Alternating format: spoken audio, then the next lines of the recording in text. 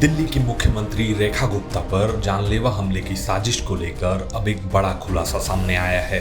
ये खुलासा दिल्ली पुलिस की गिरफ्त में आए आरोपी हमलावर ने खुद किया है। दिल्ली पुलिस के सूत्रों के मुताबिक आरोपी हमलावर ने सीएम रेखा गुप्ता पर हमले की वजह भी बताई है और ये भी बताया है कि उसने कैसे इस हमले की साजिश को अंजाम दिया। इस मामले में आरोपी राजेश को डॉग लवर बताया जा रहा है और कहा जा रहा है कि इसकी वजह से ही उसने सीएम रेखा गुप्ता पर हमला बोला। दिल्ली पुलिस के सूत्रों के मुताबिक आरोपी राजेश ने बताया है कि वह शिव मंदिर बनाकर पूजा करता है। सुप्रीम कोर्ट के आदेश के बाद आरोपी को शिवलिंग में भगवान शिव के भैरव स्वरूप के दर्शन हुए। भैरव स्वरूप में आए कुत्ते ने उसे दिल्ली जाकर अपनी बात रखने के लिए कहा। इसके बाद राजेश सोमवार को अपने घर से उज्जैन पहुंचा। इसके बाद राजेश बिना टिकट के ट्रेन से नई दिल्ली रेलवे स्टेशन पहुंचा। नई दिल्ली रेलवे स्टेशन पर राजेश खिमजी ने किसी शख्स से सीएम रेखा गुप्ता के घर का पता पूछा। फिर मेट्रो के जरिए सीएम रेखा गुप्ता के निजी आवास पर जाने के लिए निकला, लेकिन वो गलत मेट्रो स्टेशन पर उतर गया।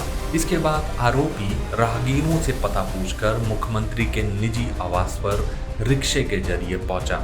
आरोपी ने सीएम से कुत्तों को दिल्ली से बाहर न करने की अपील की।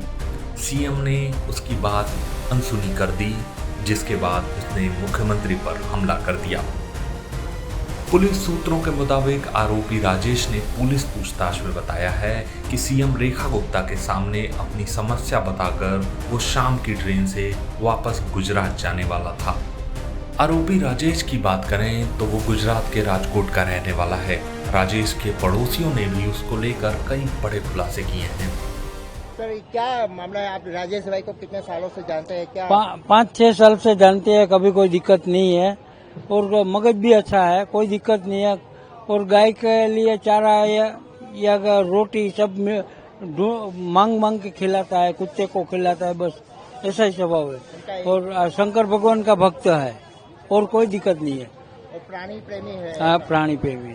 तो एनिमल के ये डॉग के लेके उन्होंने क्या कुछ मुहिम छेड़ी की या तो कुछ ऐसा सामने आया था? नहीं, अभी तक तो कुछ नहीं सामने आया। उनका मम्मी पापा को बहुत सीधा आदमी, कोई दिक्कत नहीं है अभी तक। इसका भाई भी अच्छा है, छोटा भाई है, शादीशुदा है, रिक्शा चलाता है। आज तक किसी के सामने कोई बोला नहीं है, कभी झगड़ा कुछ भी नहीं है, ऐसा आदमी। नाम क्या है आपका? मेरा नाम है सूरज भाई। आपके यहाँ पड़ोसी है? हाँ, ये मेरा मकान है। क्या मान रहे हैं आज एक सीएम के ऊपर उन्होंने एक हमला करने की बात सामने आई है?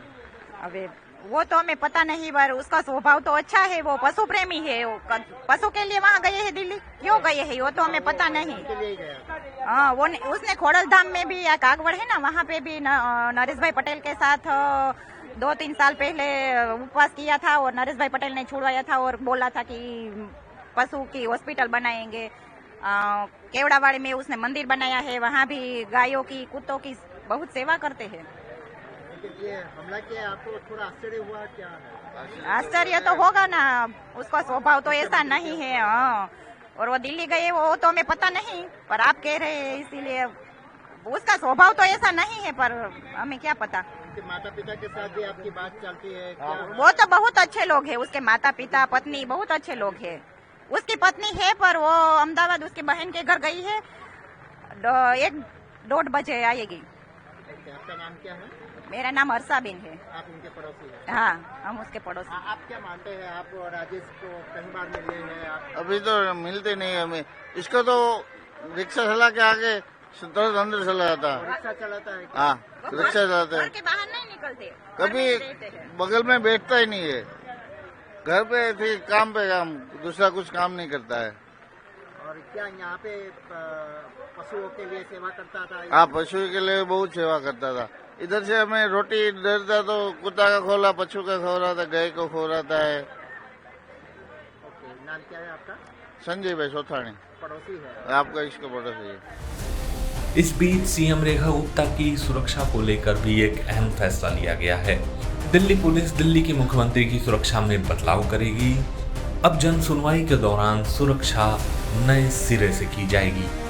रेखा गुप्ता पर उनके सरकारी आवास में हुए हमले के बाद अब उनकी सिक्योरिटी को रिव्यू किया जा रहा है, उनके सिक्योरिटी में चेंजेस किए जा रहे हैं। इस वक्त हम उनके सरकारी आवास में हैं। यही वो जगह है जहां पर कल सीएम रेखा गुप्ता के ऊपर जन सुनवाई के दौरान अटैक हुआ था। एक शख्स उनके करीब पहुंचा और उसने सीएम गुप्ता के ऊपर अटैक किया, जिसमें सीएम रेखा गुप्ता को हल्की चोटें भी आई। लेकिन अब आने वाले दिनों में ऐसा ना हो, उसको लेकर पूरी सिक्योरिटी को रिव्यू किया जा रहा है। उनके पास साथ जो सिक्योरिटी पर्सन थे उनको चेंज किया जा रहा है, नए सिक्योरिटी पर्सन यहाँ पे डिप्लॉय किए जा रहे हैं। इसके अलावा घर की सिक्योरिटी के लिए सीआरपीएफ की एक टुकड़ी को भी यहाँ पे तैनात किया गया और आप देख सकते हैं कि सीआरपीएफ की टुकड़ी यहाँ पर पहुंची है। नए प्रोटोकॉल सेट किए जा रहे हैं क्योंकि जिस तरीके से कल पूरी घटना हुई उसके बाद खुद गृह मंत्रालय ने दिल्ली पुलिस से एक विस्तृत रिपोर्ट मांगी है और जानने की कोशिश की है कि आखिरकार सुरक्षा में चूक कहां से हुई। इसलिए अब जब भी अगली जन सुनवाई होगी उस दौरान एक नए प्रोटोकॉल देखने के लिए मिलेंगे। सीएम के साथ जो अलग अलग विभागों के जो अधिकारी बैठते हैं, उनके जो कर्मचारी होते हैं और जो सीएम स्टाफ, वो पहले जो जन सुनवाई करने के लिए फरियादी आएगा उससे बात करेंगे, उसके डॉक्यूमेंट चेक करेंगे, अगर जरूरत लगेगी तब वो सीएम के करीब जाएंगे। यानी सीएम के करीब जाने की इजाजत अब हर किसी को नहीं होगी। इससे पहले सीएम खुद लोगों से 1 to 1 मिलती थी, लेकिन अब उसकी इजाजत नहीं दी जाएगी। सीएम के साथ 2 पीएसओ की तैनाती की गई है। दोनों महिला पीएसओ रहेंगी जो सीएम के लेफ्ट और राइट में खड़ी होंगी और राउंड द क्लॉक ये देखती रहेंगी कि सीएम के करीब कोई आ ना जाए और जो भी शख्स अब अंदर जाएगा उसकी प्रॉपर सिक्योरिटी चेकिंग होगी। ये प्रोटोकॉल जो है वो अलग अलग जो यहाँ पे तय किए गए हैं। तो फिलहाल आप देख सकते हैं सीएम निवास के बाहर यहाँ पर बैरिकेड्स वगैरह दोबारा से किए जा रहे हैं। जो सिक्योरिटी पर्सन उनको चेंज किया जा रहा है, सीआरपीएफ की टुकड़ी आ चुकी है। यानी अब आने वाले दिनों में सीएम रेखा गुप्ता के साथ जो गेट प्लस सिक्योरिटी है उसमें कुछ जो पर्सन थे जो साथ चल रहे थे उनको बदलाव के साथ अब सिक्योरिटी पूरी रिव्यू की गई है। इसके अलावा सीएम आवास में भी कड़ी सुरक्षा देखने को मिल रही है। इस बीच सीएम रेखा गुप्ता की हालत बेहतर है। सीएम को देखने पहुंचे मंत्री कपिल मिश्रा ने उनकी हालत के बारे में बताया है। मुख्यमंत्री जी से मैं मिला हूं और सभी लोग भी आ रहे हैं उनसे मिलने के लिए। मुख्यमंत्री जी का मनोबल बहुत मजबूत है और सारी दिल्ली से उनके पास संदेश आ रहे हैं, कॉल आ रहे हैं, देश भर से कॉल और संदेश आ रहे हैं जो उनके प्रति लोग चिंतित हैं।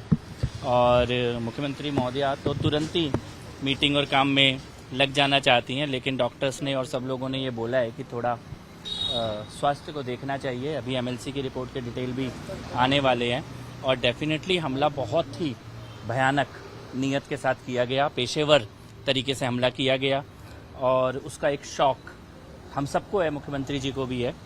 पर मैं ये कहना चाहता हूँ कि इस हमले से उनका मनोबल और मजबूत हुआ है और दिल्ली की सेवा और जन सुनवाई करने का उनका जो संकल्प है वो और भी ज़्यादा प्रतिबद्धता के साथ वो करेंगी, ऐसा उन्होंने एक आधिकारिक बयान भी दिया है। हिस्ट्री शीटर रहे हैं वो, मैम के लिए बहुत बड़ा जोखिम था। नहीं, देखिए उसका जो बैकग्राउंड सामने आ रहा है ये डेफिनेटली एक पेशेवर अपराधी है। बहुत सारे केसेस पहले से लगे हुए हैं, प्लान करके घर की रेकी की गई है और मुख्यमंत्री जी के कार्यालय की रेकी भी की गई है, उसके वीडियोस उसके पास हैं। और जिस तरह से बहुत लंबी देर तक मुख्यमंत्री जी को उसने पकड़ा है, गिराया है, मारने की कोशिश की है, वो सब कुछ ये बताता है कि एक खराब नीयत के साथ एक बहुत बड़ा हादसा करने की योजना बनाकर ये व्यक्ति आया था और ये किसी भी रूप में कोई अनजान व्यक्ति नहीं है, ये पेशेवर है और प्लान तरीके से आया था। बाकी दिल्ली पुलिस पूरी जांच कर ही रही है। डेफिनेटली लाइफ थ्रेटनिंग था। जो लोग वहाँ मौजूद हैं वो ये बात बता रहे हैं कि जिस प्रकार का हमला था वो जानलेवा हमले की नीयत से किया हुआ कार्य डेफिनेटली। और हम सब लोग सुरक्षा को लेकर तो चिंतित हैं ही, क्योंकि वो तो बिना सुरक्षा की जनता से रोज मिलती हैं, किसी भी सुरक्षा कर्मी को सामने आने ही नहीं देती हैं, लगातार कोई भी एक टेबल तक बीच में नहीं रखती जब जनता से मिल रही होती है मुख्यमंत्री महोदया। लेकिन जो भी है वो बहुत दुखद है और दिल्ली पुलिस की रिपोर्ट का वेट कर रहे हैं। चलती रहेंगी, डेफिनेटली चलती रहेंगी, ऐसा मुख्यमंत्री जी ने संकल्प लिया है। फोटो जो है वो गोपाल इटालिया जो आम आदमी पार्टी के नेता हैं उनके साथ सोशल मीडिया पर शेयर किया गया, हरीश खुराना। नहीं, देखिए मैं आज का दिन राजनीति का दिन नहीं है। दिल्ली पुलिस जांच करेगी, सच सामने आ जाएगा और मुझे लगता है कि ये सभी राजनीतिक दल राजनीति से ऊपर उठकर इस हमले की निंदा कर रहे हैं और ये निंदनीय कृत्य है, शर्मनाक कृत्य है और दिल्ली के इतिहास में ऐसा दृश्य पहले कभी नहीं देखा गया।